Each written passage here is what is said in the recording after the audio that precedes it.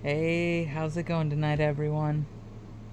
So, hope y'all are doing good. Um, Tonight we're going to talk about the book of Zephaniah. So, Zephaniah was a prophet. He is one of the only prophets to have been, um, for his lineage to have been traced back 4 generations.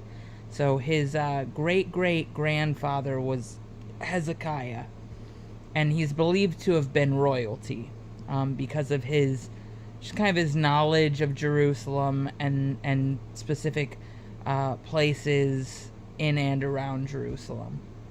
Um, so Hezekiah, like many prophets, was a prophet sent to warn Israel of God's coming judgment. We see in the first book in Zephaniah, which there's 3 books in Zephaniah, we see in the first book that it is a warning of the day of the Lord, and when the day of the Lord comes upon Jerusalem and Judah. We see a warning, like many times, that is a warning for God's people to turn from their wicked ways and to return to the Lord. Many times people look at the Old Testament and they look at God's continuous judgment against nations and peoples, and even against Israel, and they think that the Lord was less gracious, was more wrathful in the Old Testament than the New Testament. But in fact, in these books, the books of the different prophets, we see prophecies being spoken of God's judgment. But these prophecies kind of hinge, right? These prophecies hinge on something simple. There is a place in the New Testament where Christ is asked what the greatest commandment is.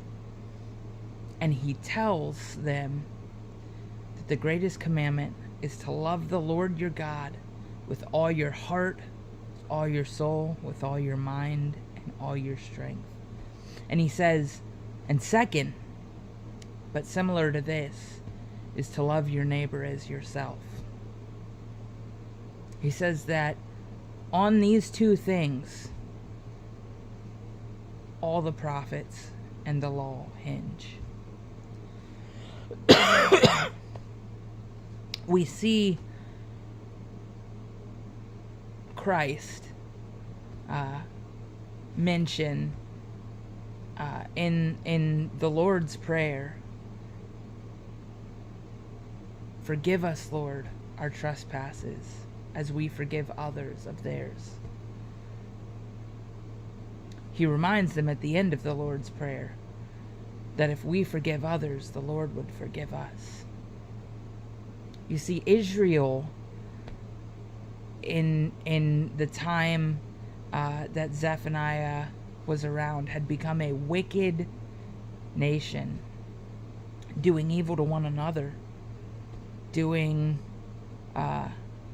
evil to their children, right? We see them talking about Molech and Baal, and these were gods that people would worship through sexual acts, through sacrificing their children, right?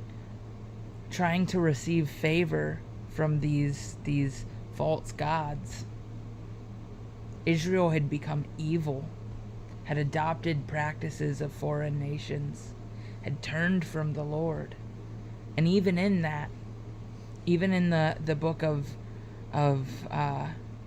Zephaniah, we see that the Lord, he warns Israel, but he also tells them that if they would turn from those things, that it was his intention to create and to save and to preserve a remnant of Israel, those who would love him, who would serve him, and in turn would love each other, right? Would live a righteous life.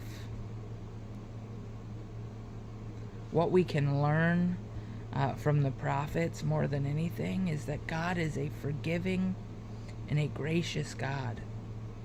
He spent a long time allowing Israel to live in a way that was not pleasing to him. And it wasn't because he was just okay with that, but it was because he had a desire for Israel to turn from their wicked ways, to turn to his love and his righteousness and be saved. Does that mean that the Lord isn't just? No, he is just. He's also merciful. And we see that very strongly in most of the prophets. We see Jonah, who, when he went to Nineveh, wanted the Lord to bring wrath and judgment upon Nineveh. Right? And it was the Lord's intent to do so, if Nineveh did not repent. And when Nineveh repented, the Lord spared them. Jonah wasn't happy about it, but the Lord spared them. See, if there's anything we can take from this, it's that the Lord's love, it never ends. That if we would turn from our wicked ways and we would turn to him, that he would lift us up, that he would restore us. I pray today that if you hear these words, that you would turn to the Lord. That whatever it is, that you would come to him. Because not only if we turn from our wicked ways does the Lord accept us, but he can help us. He can strengthen us to overcome the ways of the world. I pray that y'all have a blessed week and that you turn to the Lord and remember his faithfulness.